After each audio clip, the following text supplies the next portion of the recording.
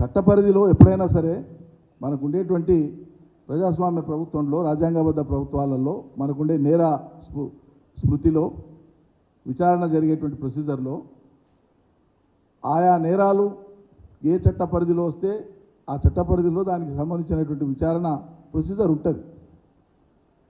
అది ఆ వ్యవస్థలు చేయాల్సిన పని చేస్తాయి. నిజంగానే మెటీరియల్ ఉంటే దాని ప్రకారంగా చట్టపరంగా ఎవరేం చేయాలో చేసుకోవచ్చు. దానికి క్రైమ్ సిరీస్ లాగా లేకుంటే వెబ్ సిరీస్ లాగా దినామింత సీరియల్ ఇచ్చినట్లు లీకులు ఇచ్చి దీని మీద ఏదో పెద్ద సాధించిన ప్రజల అటెన్షన్ను డైవర్ట్ చేయడం తప్ప ఇది ఇంకోటి కాదు. ప్రతి సందర్భంలో వాళ్ళ వైఫల్యాలు తెర మీదకి వస్తున్నప్పుడల్లా ఒక లీక్ ద్వారా దాని చుట్టే కథనాలు అల్లి దాని మీదనే చర్చ జరిగేటట్లు చేసి ప్రజల దృష్టి మరల్చేటువంటి ఒక గొప్ప ప్రయత్నం వాళ్ళు చేస్తున్నటువంటిది. కన్ఫెషన్ స్టేట్మెంట్స్ ఎప్పుడు కూడా ఎవరైనా సరే అభియోగాలు ఓపబడిన వాళ్ళు లేదా అభియోగాల కారణంగా కస్టడీలో ఉండేటువంటి వాళ్ళు ఏదైనా స్టేట్మెంట్ ఇస్తే దాన్ని కన్ఫెషన్ స్టేట్మెంట్ అంటారు. లీగల్గా ఒప్పుకోలు అంటారు కన్ఫెషన్. సాధారణ కన్ఫెషన్ ఏది కూడా చట్ట పరిధిలో అంగీకరింపబడదు. General confession, any confession statement అది. Any confession made to a police officer or investigating officer is not admissible in evidence అనేటువంటిది జనరల్ ప్రిన్సిపల్. అది దానికి ఫాలోఅప్లో ఏముండాలంటే a confession must lead to a recovery of a new fact, a fresh fact. అది evidence act చెప్తుంది. వీళ్ళు చెప్పేది ఏంది, ఫోన్ ట్యాపింగ్ జరిగింది, సరే ఏ లెవెల్లో జరిగిందా జరగలేదా తర్వాత విషయం. జరిగితే ఏ లెవెల్లో జరిగింది, ఏ ఉత్తర్వుల ద్వారా జరిగింది, ఏ ఆర్డర్ల ద్వారా జరిగింది, ఏ నిబంధనల మేరకు జరిగింది, ఇవన్నీ కాలగమనంలో రుజువు కావాల్సిన అంశాలు. ఇవన్నీ కూడా ఈ అంశాలన్నీ కూడా విచారణలో తేలవలసిన అంశాలు, విచారణలో నిగ్గు తేలాల్సిన అంశాలని వాళ్ళే ఆరోపణ చేసి వాళ్ళే తీర్పులు ఇచ్చేస్తారా? కోర్టులు లేకుండానే, కోర్టులో మ్యాటర్ లేకుండానే అభియోగాలు మోపేది మీరే, విచారణ చేసేది మీరే, మీరే నిర్ధారిస్తారా ఎవరేం పాత్ర చేసిండ్రు? కోర్టులో కదా తేలవలసింది ఇవన్నీ. మరి కోర్టులో మ్యాటర్ పెండింగ్ ఉన్నప్పుడు, రిమాండ్ రిపోర్ట్ కోర్టుకు పోయినప్పుడు, కోర్టు కాగ్నిజెన్స్ తీసుకున్నప్పుడు దాన్ని సీరియల్ లాగా రోజువారీగా మీరు దాని మీద లీకులు ఇచ్చి దాని మీద వార్తలు నడపడం అనేటువంటిది ఇది కూడా చట్టపరంగా నేరమే. ఇది మిస్లీడింగ్ ది ఇన్వెస్టిగేషన్, లేదా ఇన్వెస్టిగేషన్ ఇన్ఫ్లుయెన్స్ చేయడం అవుతుంది. స్టేటే ఇన్ఫ్లుయెన్స్ చేయడం అవుతుంది. ఇన్వెస్టిగేషన్ నిష్పాక్షికంగా జరగాల్సినటువంటి విచారణను వీళ్ళు ఇన్ఫ్లుయెన్స్ చేసినట్లయితుంది. అందువల్ల వాళ్ళు రోజువారీగా చెప్తున్నటువంటి అంశాల్లోకి వెళ్ళి చెప్తున్నాను నేను, నా కవిత్వం కాదు. దానికి ఉపయోగించినటువంటి ఆపరేటర్స్ కానీ, దాని ఎక్విప్మెంట్ కానీ అవన్నీ కూడా ధ్వంసం చేసేసినారు, మూసిలో వేసేసినారు. ఇప్పుడు ఈదుకుంటా పోయి తీసుకొస్తారు మూసిలకి ముఖ్యమంత్రి, మంత్రులు. మీరు చెప్పిన కథనం ప్రకారంగానే, మీరు ఇచ్చే లీకుల ప్రకారంగానే, వచ్చినటువంటి వార్తా కథనాల ప్రకారంగానే అవన్నీ నిజంగానే డిస్ట్రాక్ట్ అయ్యి ఉంటే మరి ఎవిడెన్స్ ఎక్కడి నుంచి కలెక్ట్ చేసినట్లు మీరు? దేంట్లోకి వెళ్ళి కలెక్ట్ చేసినట్లు మీరు? కస్టడీలో ఉన్నటువంటి ఒక మనిషి ఇచ్చినటువంటి వాంగ్మూలమే ఎవిడెన్స్ ఎట్లయితుంది? వాంగ్మూలమే ఎవిడెన్స్ కాదు. ఎప్పుడు వాంగ్మూలం should lead to A fresh fact, new fact. అప్పుడు మాత్రమే కోర్టులో ఎవిడెన్స్ అవుతుంది. ఇది తెలుసు, పోలీసులకు కూడా తెలుసు, కమిషనర్ శ్రీనివాసరెడ్డి గారికి కూడా తెలుసు, కింద ఉండే విచారణ చేసే వాళ్ళకి కూడా తెలుసు. తెలియదనేది కాదు. కాబట్టి దీన్ని ఎంతసేపటికి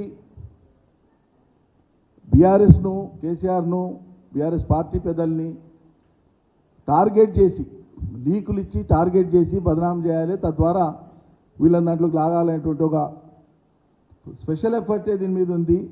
ఇది ప్రజల దృష్టి మరల్చడానికే ఉంది తప్ప అందులో ఉన్నటువంటిది ఏమీ లేదు. ఈ దేశంలో ఎన్ని చూడలే. నిజంగానే ఇటువంటి జరిగినాయన్న సీరియస్ ఆరోపణలు ఎప్పుడు వచ్చినాయి? ఇందిరాగాంధీ గారు ప్రధానమంత్రి ఉన్నప్పుడు వచ్చింది. ఆమె సొంత పార్టీ నేతల ఫోన్ ట్యాపింగే చేసిందని.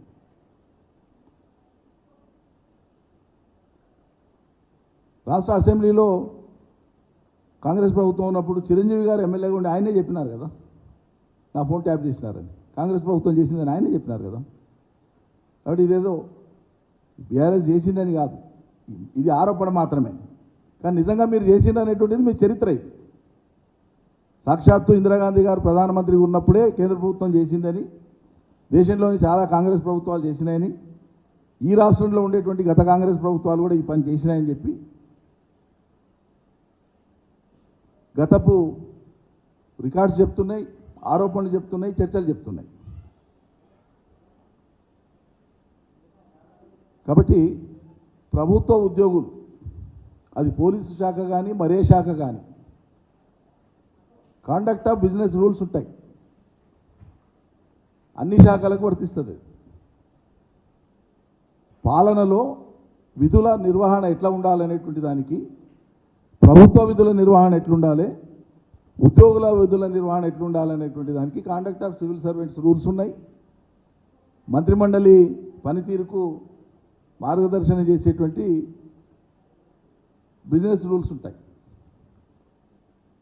మౌఖికంగా ఒట్టిగానే ఒక మనిషి ఒకటి చెప్పంగానే ఒకటి కింద కాదు, ప్రొసీజర్ ఉంటుంది ప్రతి దానికి. ఉదాహరణకి ఎవరో పోలీస్ ఆఫీసర్కో లేకుంటే ఎవరో ఒక అధికారికో ఎవరి మీద కోపం ఉండి ఆయన ఏదో ఎక్స్ట్రా లీగల్ యాక్ట్ ఏదన్నా చట్ట వ్యతిరేకమైనటువంటి పని ఏదైనా సొంతం చేసి వచ్చి నాకు ఫలానా ఆయన చెప్పింది కాబట్టి నేను చేసినట్టు చెల్లుబాటు అవుతుందండి?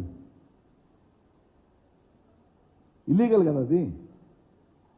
దేనికైనా ప్రొసీజర్ ఉంటుంది.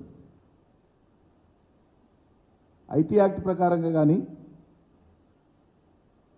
Indian post and telegraph act ప్రకారంగా కానీ,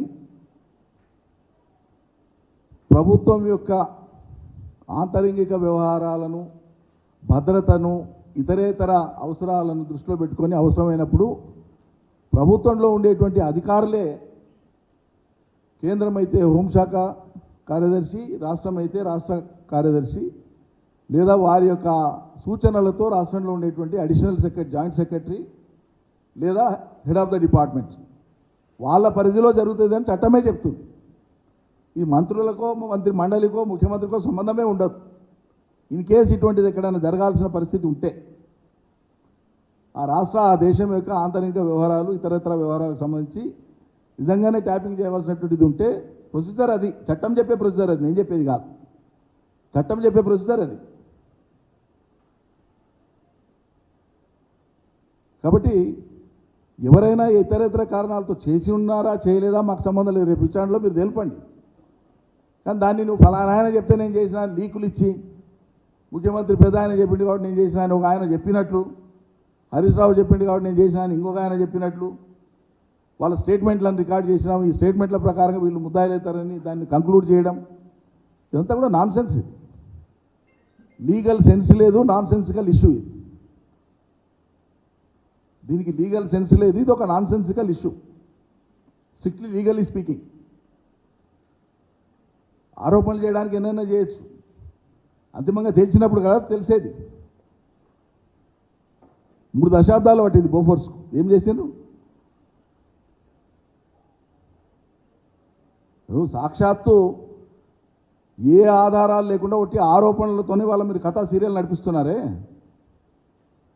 కానీ నేరుగా ప్రజాస్వామ్యబద్ధంగా ఎన్నుకోబడినటువంటి ప్రభుత్వాన్ని కూల్చడం కోసం పెద్ద కుట్ర చేసి, కుట్రలో ఒక పాత్రధారుడిగా డబ్బులు తీసుకొని పోయి పట్టుబడినటువంటి వ్యక్తి అలా రాష్ట్ర ముఖ్యమంత్రి సీట్లో కూర్చున్నాడు. మీరు ఇలా లీకులు ఇచ్చి గత ప్రభుత్వం మీద పెద్ద విరోచితంగా ఏదో గొప్పలు సాధించినట్లు ఇంత పొడుగు బాకాలు ఊపుతున్నారు. ప్రజలకు అర్థం కాదానండి ఇదంతా? Yes, our party is ready to face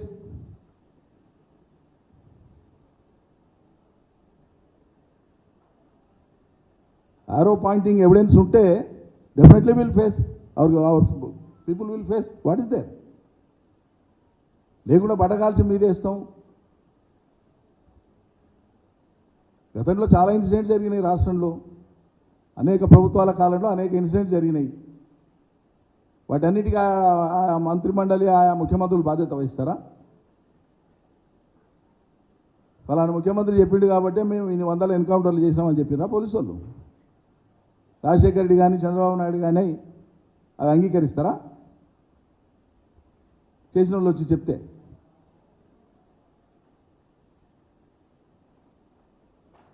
కాబట్టి మరుగున పడుతుంది అనుకున్నటువంటి ఒక అంశాన్ని మళ్ళీ తెర మీద వారానికి 10 రోజులకు ఒక కొత్త అంశంతోన కొత్త కోణంలో ఏదో చేసినట్లు పెట్టి తెర మీద తీసుకొని వచ్చి ప్రజల దృష్టి మరల్చడమే వాళ్ళ యొక్క ఏకైక లక్ష్యం.